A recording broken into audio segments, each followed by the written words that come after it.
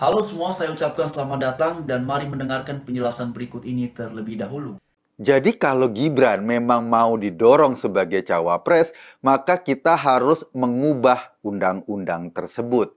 Mengubah aturan main untuk menjadikan Gibran sesuai dengan skenarionya dari Gerindra atau skenarionya dari PBB tadi, atau barangkali memang sudah disetujui sama Gibran. Nah, ini yang sedang terjadi sekarang. Beberapa orang mengajukan gugatan ke MK atau mengajukan judicial review ke MK. MK adalah sebuah lembaga hukum di Indonesia yang mengadili atau memutuskan apabila ada peraturan di Indonesia yang bertentangan dengan konstitusi dasar kita. Jadi fungsinya MK itu kalau ada peraturan yang dianggap bertentangan dengan konstitusi dasar kita, maka MK punya hak untuk mengadili. Nah, siapakah yang mengajukan gugatan itu? Ada PSI, ada Partai Garuda. Kalau nggak salah ketua Partai Garuda itu adik kandung dari salah seorang petinggi di Gerindra.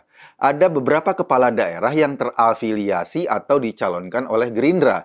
Artinya memang undang-undang ini atau ajuan ke MK ini lebih banyak diskenariokan oleh para pendukung Prabowo.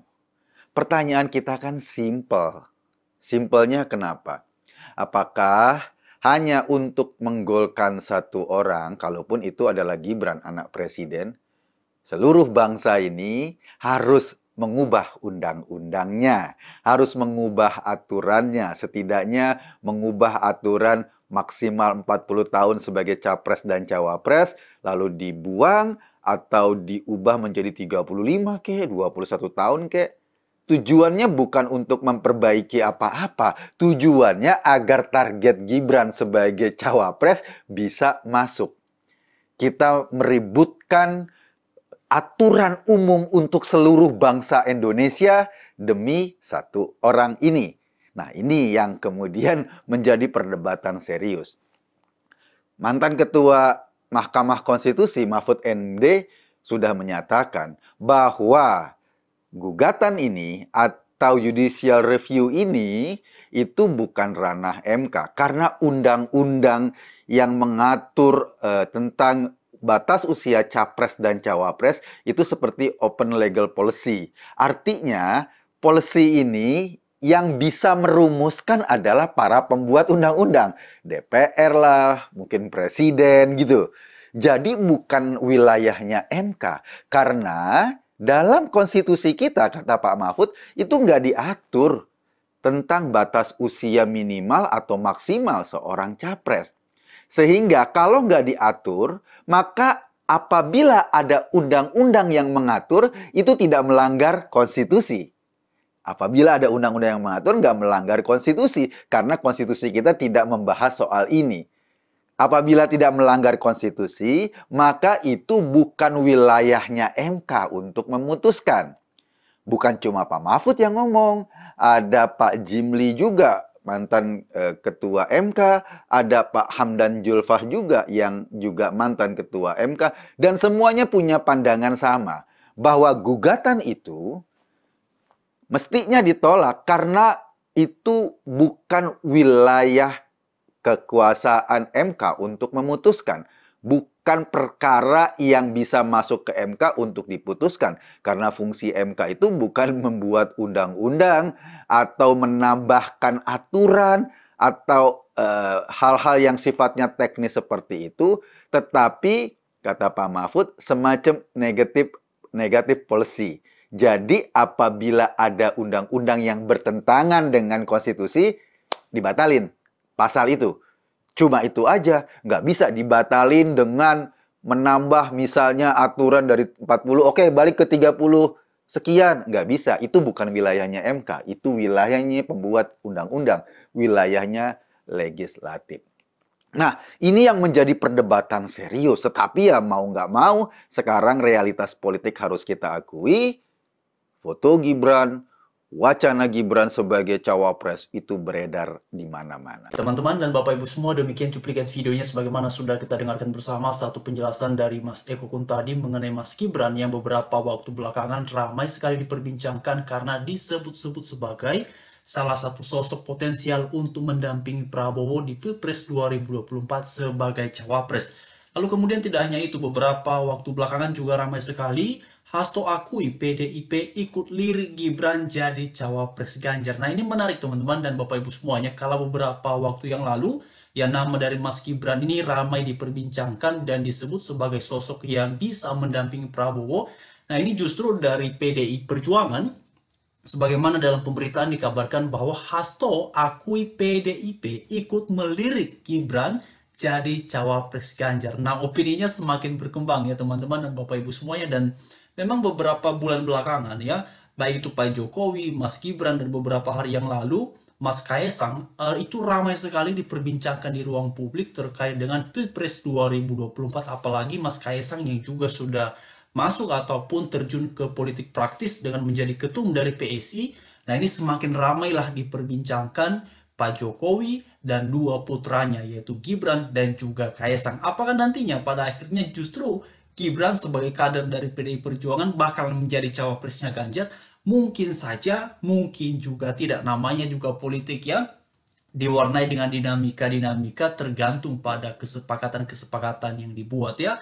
Lalu kemudian tidak hanya itu, teman-teman dan Bapak Ibu semuanya, juga ramai sekali pembahasan mengenai batas usia capres-cawapres karena beberapa bulan lalu itu juga sudah ramai sebenarnya diperbincangkan ya, karena ada pihak yang menginginkan batas usia capres-cawapres ini dari 40 diturunkan ya. Kalau tidak salah informasinya diminta diturunkan ke angka 35.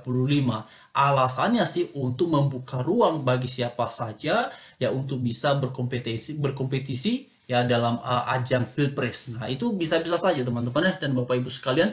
Lalu kemudian ramai kritik uji materi batas usia capres-cawapres. Namun menariknya begini Bapak Ibu semua, di tengah-tengah ini diminta ya diuji materi di MK, itu juga ramai komentar, bahkan salah satu diantaranya adalah Pak Mahfud MD yang bersuara bahwa hal ini bukan ranahnya MK ya. Kemarin saya sempat dengar satu ulasan, seingat saya itu ada komentar dari Mas Denny Siregar yang menyampaikan ya, berpedoman dari penjelasannya Pak Mahfud MD, menguraikan bahwa mengenai batas usia capres-cawapres ini ranahnya adalah Presiden dan juga DPR RI.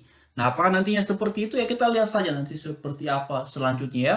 Lalu kemudian dalam pemberitaan yang lain dikabarkan bahwa PSHK ya, institusional disaster jika MK kabulkan gugatan batas usia capres-cawapres ya. Peneliti pada Pusat Studi Hukum dan Kebijakan PSHK ya, Viola Reininda, menyoroti mengenai gugatan batas usia capres-cawapres. Lalu kemudian tidak hanya itu teman-teman dan Bapak Ibu semua, karena situasi politik yang sedang berlangsung di bangsa kita di Indonesia ini dari waktu ke waktu, dari hangat ya, dari situasi dingin menjadi hangat, lalu kemudian nampaknya ini mulai agak panas-panas sedikit ya mengenai pembahasan capres-cawapres ini, dan juga tentu ya beberapa waktu belakangan memang ramai sekali diperbincangkan juga mengenai ya adanya opini, adanya gagasan bahwa bisa saja pada akhirnya Prabowo dan Ganjar ini ataupun Ganjar Prabowo bakalan bisa berduet di Pilpres 2024. Namun ini sudah ada respon dari PDI Perjuangan, bahkan disampaikan oleh Bu Mega sebagai ketum dari PDI Perjuangan. Megawati, saya hakul yakin kalau kita kerja keras Ganjar bisa jadi presiden ke-8. Nah, lalu kemudian bagaimana respon Gerindra terkait dengan hal ini? Dikatakan Gerindra anggap Megawati hormati Prabowo usai beri sinyal tolak wacana duet dengan Ganjar. Nah itu dia teman-teman ya. Jadi ini sudah jelas ya respon dari Bu Mega sebagai ketum dari PDI Perjuangan dari pemberitaan ini, berarti nampaknya ya beliau tidak membuka ruang ya, tidak membuka peluang untuk Ganjar dan Prabowo bisa berduet ya. Ya mungkin saja kalau misalnya Prabowo jadi cawapres mungkin Bu Mega bisa mau.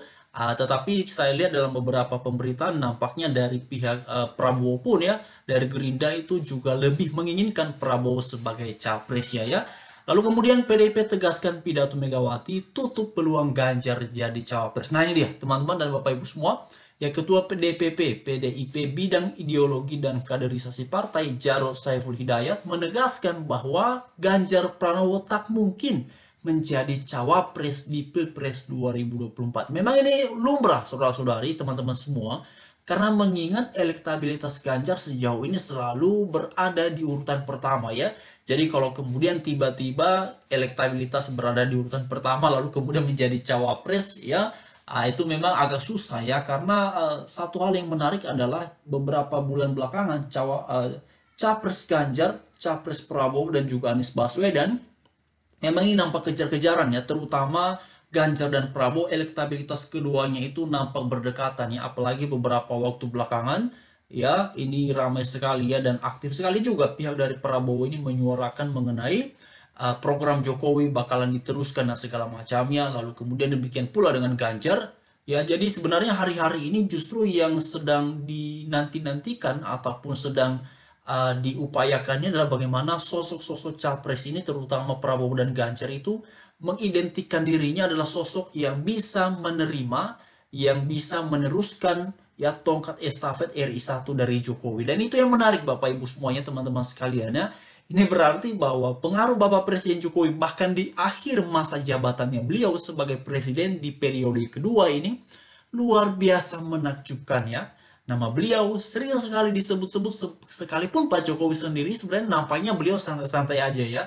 Lalu kemudian Megawati soal Presiden Jokowi petugas partai ada dalam ADART PDI Perjuangan. Megawati soal Jokowi petugas partai, saya pun petugas partai. Nah kemarin memang saya sempat dengar ya satu penjelasan dari Bu Mega mengenai hal ini. Beliau juga menyoroti bahwa penggunaan istilah petugas partai itu memang sesuai dengan ADRT di dalam PDI Perjuangan, dan beliau juga menegaskan dirinya adalah juga petugas partai ya. Jadi itu yang sebenarnya disampaikan oleh Bu Mega. Beliau juga heran katanya ya, karena itu bukan untuk merendahkan, bukan juga untuk menyombongkan, tetapi memang mengikuti ADRT ya, ADART dalam PDI Perjuangan. Nah itu alasannya beliau kenapa menggunakan istilah petugas partai, karena itu tertuang dalam ADART PDI Perjuangan.